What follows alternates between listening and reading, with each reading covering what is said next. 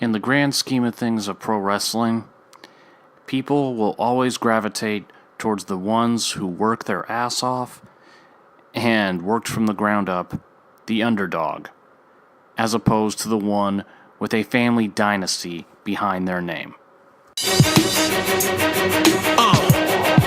My hat is like a shark's fin. Deepest blue is my hat is like a shark's fin. Deepest blue is my hat is like a shark's fin. Yeah, blue is my hat is like a shark's fin. Deepest blue is my hat is like a shark's fin. Deepest blue is my hat is like a shark's fin. Deepest blue is my hat is like a shark's fin. What is up, people? This is the Shark Attack. I am Sean Williams, coming at you from Santa Clarita, California. We got a lot to get done tonight, so without further ado, let's dive on in because we got Hell in a Cell around the corner. So people, without further ado, it's time for a feeding frenzy. You're gonna need a bigger boat. Look, the first time when it was in New York, you had that excuse for why the crowd was still cheering for Becky Lynch as opposed to booing her, despite the heel turn that took place at SummerSlam. However, while albeit Toronto can also be kind of a smart mark kind of area, and the same kind of thing happens just like in New York, Philadelphia, or Chicago. However, in the same token, you can't say something is a fluke or a freak occurrence back to back. It just doesn't work like that. So in this case, that's why I'm saying, as of this moment, Becky Lynch's heel turn is a bust. Because guess what? The crowd is not cheering for Charlotte. They're still cheering for Becky, even though she laid out Charlotte after her match with Carmella again and said at Hell in a Cell she's taking back her title, and even added the words to Charlotte, "You bitch." So needless to say, people like the aggressive Becky. They like that she's now like this Last Kicker 2.0 or Last Kicker on steroids. The bottom line is, you miscalculated, WWE. You thought that the right call was to turn Becky Lynch heel, and it's blown up in your face. Right now, Charlotte is getting heat, well, given, not on those levels, but she's basically the female Roman Reigns right now, where no matter what she does, the crowd is not going to cheer for her, and they're not going to boo Becky Lynch, who's, let's face it, in terms of reactions, she's basically the Daniel Bryan. And by that I mean, no matter what she says, no matter what she does, they're not going to boo her. And saying that, did you really support her, or did the fans ever truly back her? Here's a news flash.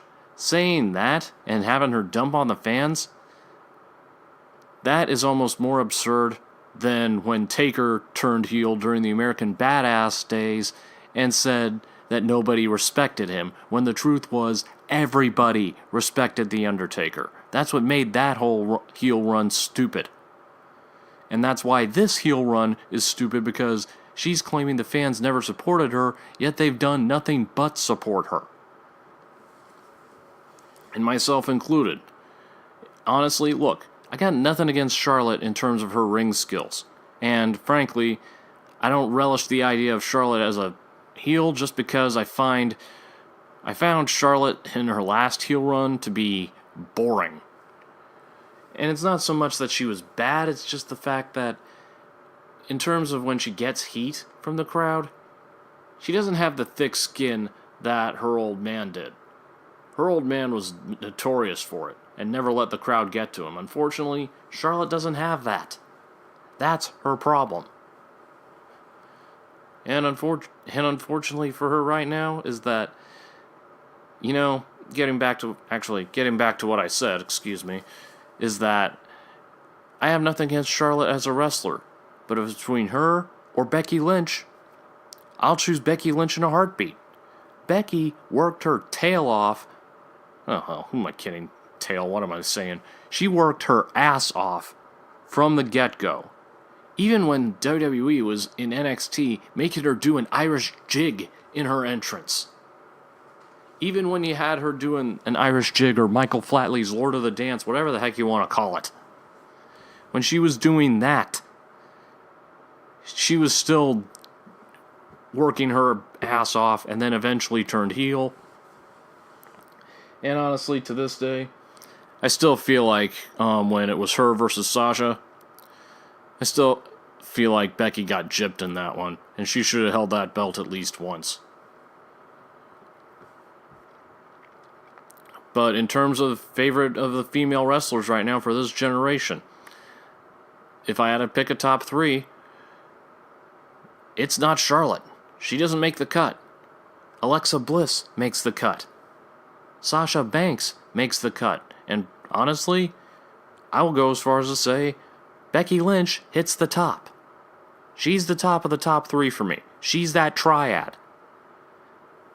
And I think what is always why I've always liked Becky Lynch is consistency. You could always count on her to be just balanced in the ring. And she may not talk a lot, but she talks enough and says enough to get the job done. And in-ring skill, you can't critique her on that one, or you can't say anything bad about her because she is good. She is that good in the ring. And for me, I'm one of those guys that always likes consistency with whether in anything that I watch or anyone that I'm watching. So, WWE, you made a real mess with this. You've had back-to-back weeks where the crowd is just not booing Becky. You need to fix this, and you need to fix this fast, because right now, you've made an awful mess of this, and this is only going to lead to disaster. Alright, next topic. Speaking of bad heel turns, the big question everyone's wondering right now, is Braun Strowman a heel? Now, there's a lot of ways you could look at it. Did he join Ziggler and Drew McIntyre to even the odds against the Shield? Maybe. Was this just payback for when they laid him out last week? Maybe. But here's the thing. If you wanted to this goes both ways. If you wanted Braun to maintain as a face, you should have had him lay out both Ziggler and McIntyre afterwards. And in the same token, if you were truly wanting him to be a heel, then why did you have him give up his Hell in a Cell or his briefcase for Money in the Bank to cash in at Hell in a Cell? You could have just as easily had him beat the living tar out of Roman Reigns, out of Rollins, out of Ambrose, and then cash in Money in the Bank. That would have been a heel move if you really wanted him to be a heel. Is WWE really this desperate to where they want to dampen the reaction that Braun Strowman gets? Because the reaction he gets is the one they want Roman Reigns to get, but that's just not going to happen?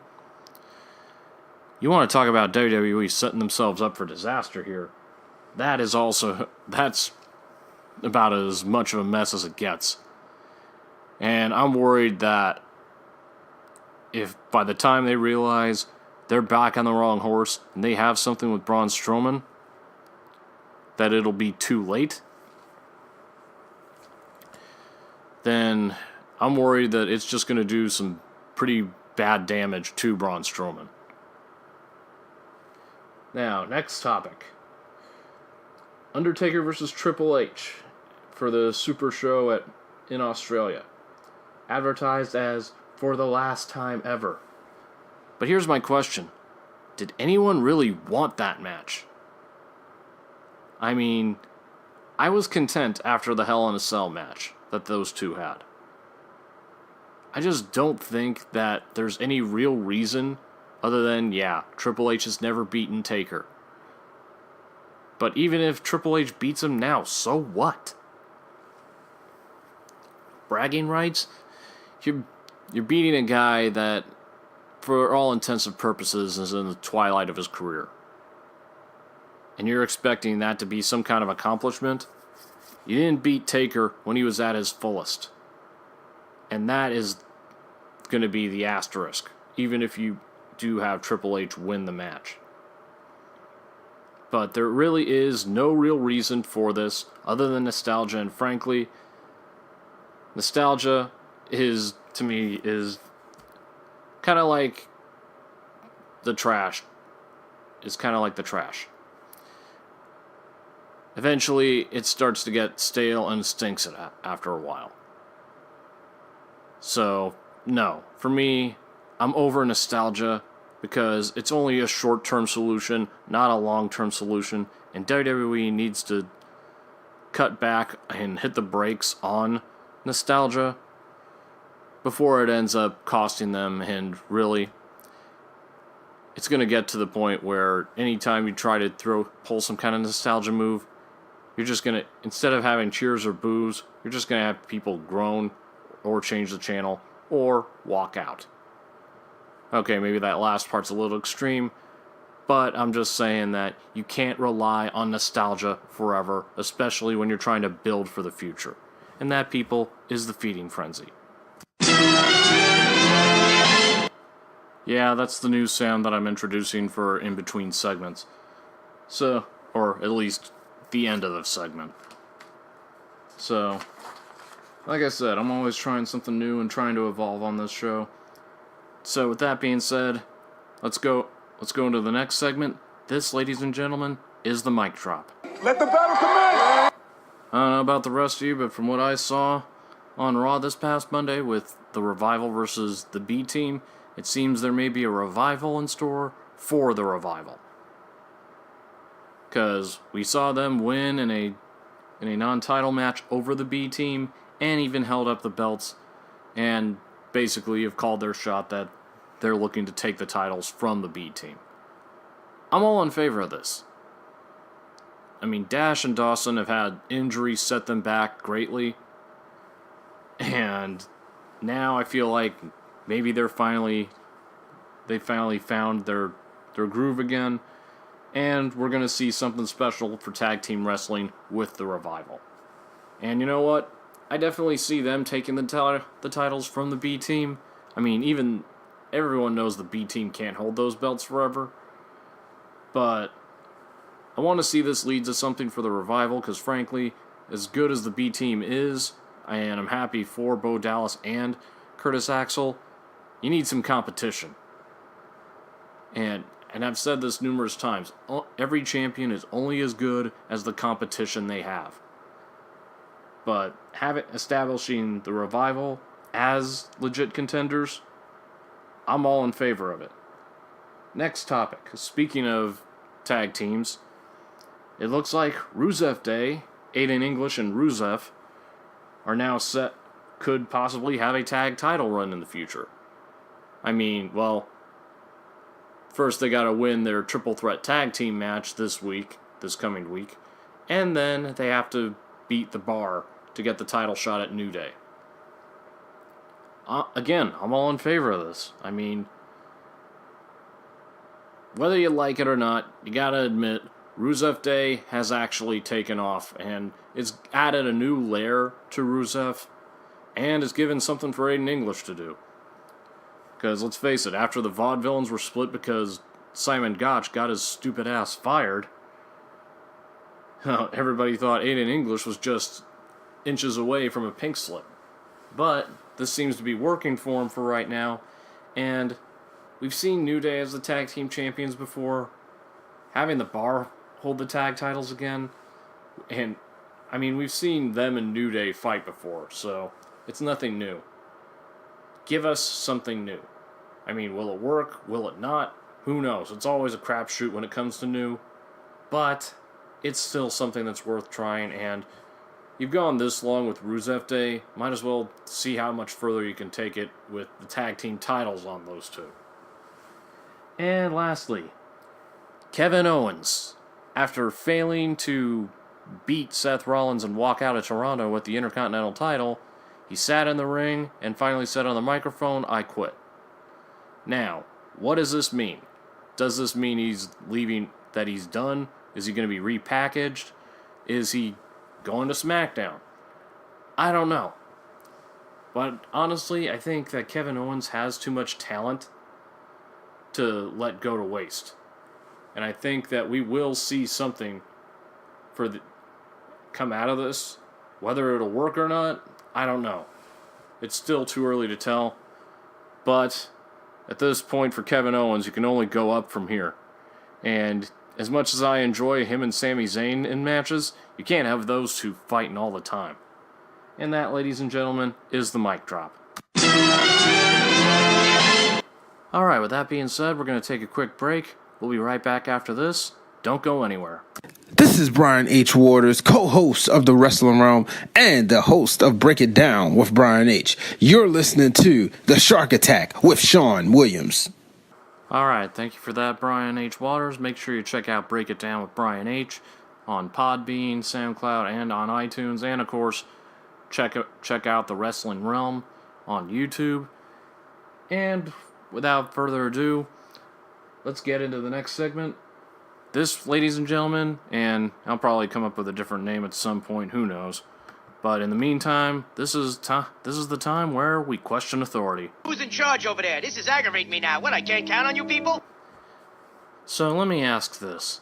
Is the word ascension translation for glorified jobbers in wrestling? I mean, we saw the Ascension take on Bobby Lashley in a handicap match, as made by acting general manager and, frankly, waste of airtime, Baron Corbin. And they just get demolished by Bobby Lashley. So, seriously, what the heck is the point of even having them on? I mean, they were dominant, I guess, in NXT, but now all of a sudden, they're just nowhere close to being what they were during that time. So, I don't know what's going on with the Ascension. I feel like maybe they pissed off the wrong people. I mean, acting like Legion of Doom, which, as I said on the Shark Attack group, oh, what a bust. Now, next topic, why? Why is AJ Styles versus Samoa Joe at Hell in a Cell not in Hell in a Cell?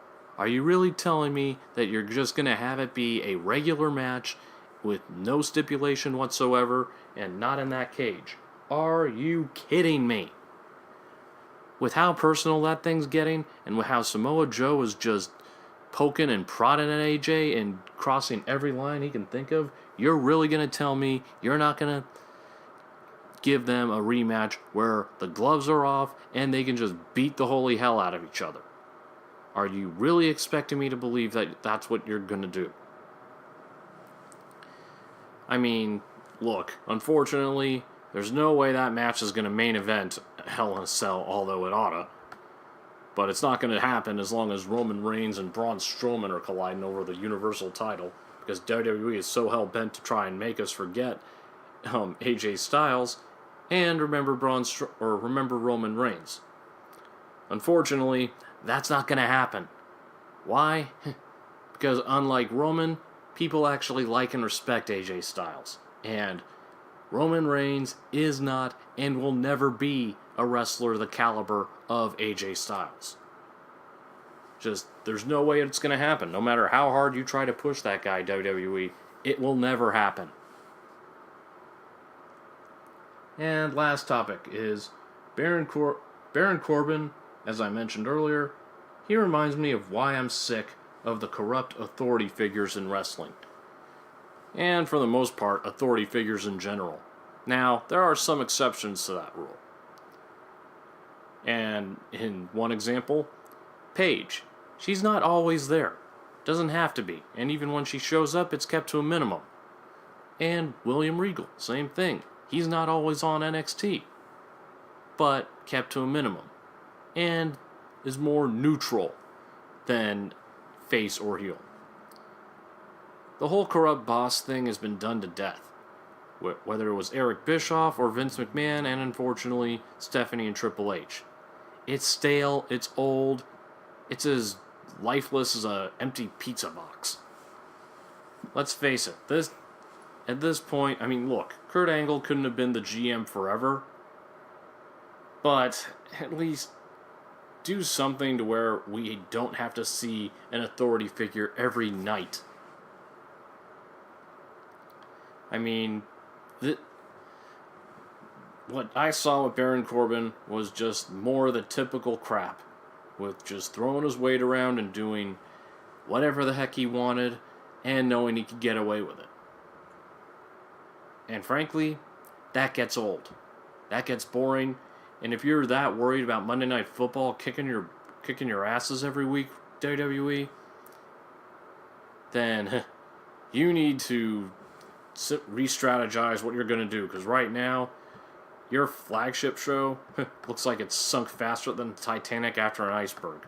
And that, ladies and gentlemen, is Question Authority. Alright, so I'm starting to get the hang of that soundbite already. So, once again, from one to another, I'm going to take a look at certain things that one segment I saw last week that took place on Impact that bothered me a little, which also fell in line with there are certain things I just don't have a taste for in pro wrestling. This, ladies and gentlemen, is what we like to call shark fiction.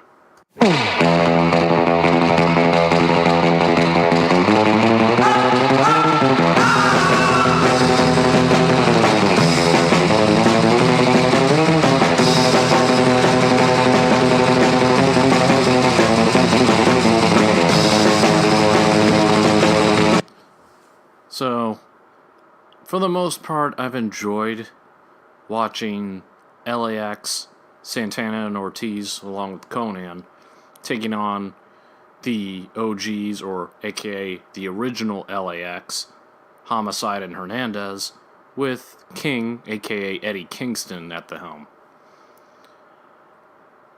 Then last week, they had to do something really, really stupid. And by that I mean, they had Conan along with a little kid, along with Santana and Ortiz, walking when King, Homicide, and Hernandez speed up in a car and allegedly run over the little kid. Given the cutaway was sloppy as hell and you could easily see it was fake, obviously. They're not going to really run over a kid. But the fact that you did it, and using an example of gang violence to me, it doesn't set well with me. And I've seen plenty of bad things in wrestling. I've seen the infamous Kate Vick angle. I've seen when they had random nobodies impersonate politicians. I've seen when they had the Three Stooges on Raw. The list goes on. And of course, let's not forget all the Tiger Ali Singh bits. And, of course, again, the list just goes on and on.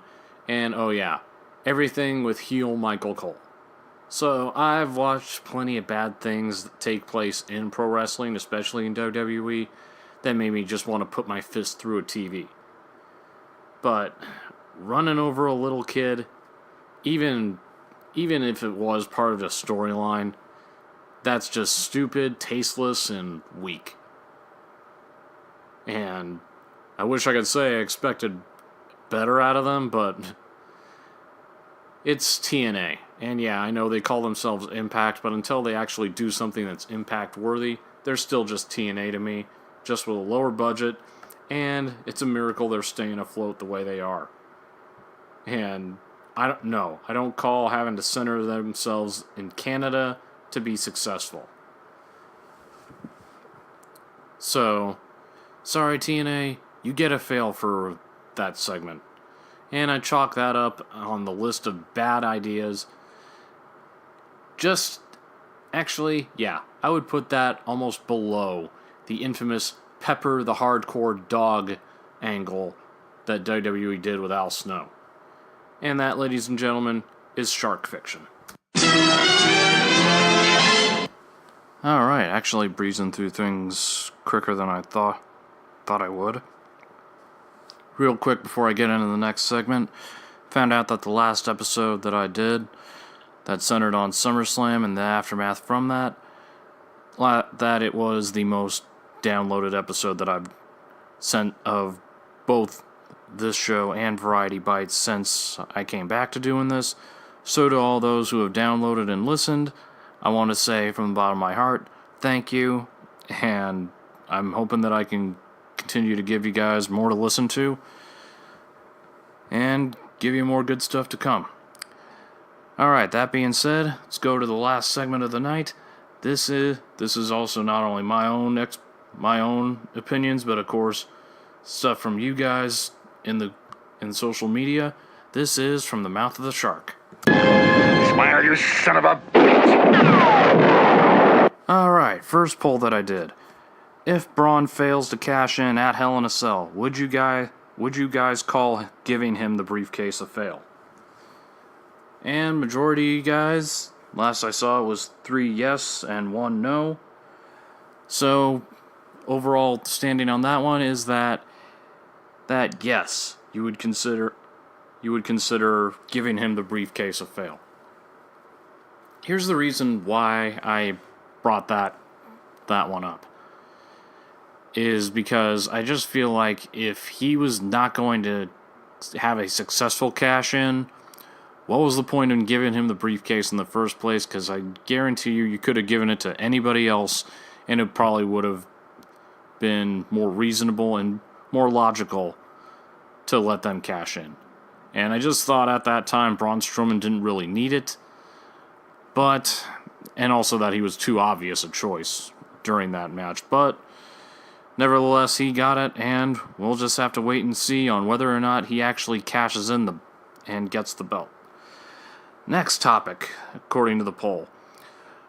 Braun cashing in at Hell in a Cell, does he walk out with the title? And last I saw, it was actually a landslide. Eight people that voted in said no. And nobody said yes on this one. And, I don't know. I feel like if he was going to do it, if it was going to be at a marquee pay-per-view, and I don't think this is going to be it. And I'm worried that WWE is still hell-bent on having Roman Reigns go long-term until WrestleMania. God help us all if that's the case. Now, got a few questions here. First one is from my good friend Patrick, where he says, do you see a future as a road agent for Matt Hardy in the WWE? I do. Look, nobody can do that line of work forever. And it was only a matter of time before Matt Hardy's body caught up with him. And look, he's got one hell of a career, and look, the broken, woken, however you want to call it, and the whole delete. He made that thing work. I don't know if anybody else could have. But in terms of working backstage and as a producer, you know what? Why not? He's been in this business long enough. He has the same mentality that most guys in the locker room do. So in all honesty, I could see him having success with that. And of course, I remember my good friend Brian H. Waters talking about Jason Jordan apparently having a setback with his recovering from his neck injury, and doesn't look like he'll be wrestling again. Yeah, but they got him working backstage. So, you hate to see somebody have to go out on like that. You'd rather see them go out on their own terms, but sometimes it doesn't work like that. So yes, I do see Matt Hardy having a successful career as a producer as opposed to an in-ring performer. Got 2 questions here from newcomer to the group, Mike McNulty, which I gotta give you credit, my friend. First off, welcome to the Shark Attack, and of course, these are some damn good questions that you put here, so killer first impression, my friend. Alright, first question. With the rumors that WWE is planning to pair Paul Heyman with Kevin Owens, do you view this as something that both men can benefit from, would you rather see Heyman working with another talent on the roster? Here's the thing. I've been a fan of Kevin Owens since his days as Kevin Steen in Ring of Honor and in the Indies. I've always thought he was a good enough mouthpiece to where he didn't need anybody else. But having a guy like Paul Heyman is definitely, it doesn't hinder anybody. I mean, given there have been some guys that he was paired with where it didn't work, but Paul Heyman's good, but he can't work miracles. Look at Ryback for an example on that one. Now, I do see some kind of repackaging, retooling, some kind of change for Kevin Owens. Because he's kind of been floundering, and I think that's bad for him, and I want to see him succeed. I want to see him do more than what he's doing right now. So, in all honesty, I'm all in favor of this, and as far as the other part of the question, I've tried to think of who else I could see as another talent that I think would fit a guy like Paul Heyman. I can't think of anybody. I mean, I know Finn Balor needs something, but I don't think having a guy like Paul Heyman is going to help matters much. And to Mike's next question, any chance Neville might appear at All In? Yeah, I mean, it's a lot. Heading into All In, it's a pretty impressive milestone for indie wrestling with that one. Now, do I think there's a chance of it? I actually think I do. I do think that there's a chance we'll see Adrian Neville show up at All In. I mean, now that he's no longer under contract with WWE, I think at this point it's fair game. I mean, there's no telling where he'll end up, but he'll definitely end up somewhere.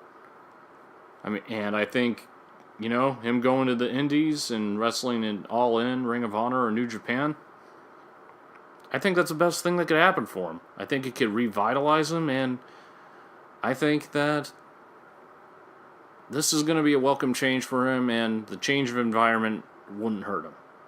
So I definitely would not be surprised if we saw that happen. And that, people, is From the Mouth of the Shark. And that is also the close of the show. I want to thank you guys for listening. Make sure that you subscribe on iTunes, check me out on YouTube, and of course on Podbean. Also make sure that you follow me on Twitter at ShaunimusPrime81, and also join my groups, The Shark Attack and also Variety Bites. And it's open forum, so anybody can join in on that one. And that's all I got. And coming up, I'll have another episode of Variety Bites. Got a lot to talk about on that one. In the meantime, people, I want to thank you guys again for listening and, of course, for downloading this show. This has been The Shark Attack. I am Sean Williams, and I am out of here. You guys have a good night now.